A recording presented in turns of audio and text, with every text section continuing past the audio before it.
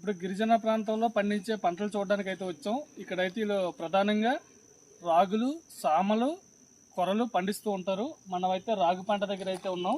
ఈ రాగి పంట వచ్చేసి వీళ్ళు ఎటువంటి రసాయనాలు వాడకుండా సహజసిద్ధంగా అయితే పండిస్తారు. ఇది మొత్తం కూడా మనకి రాగి పంట అయితే వేయడం జరిగింది. ఇది ప్రజెంట్ అయితే కోసే స్థితిలో ఉంది. 1 వీక్లో కోస్తారని చెప్పారు ఇక్కడ గిరిజనులు అడిగితే. ఒకసారి చూద్దాం మనం ఎలా ఉందో.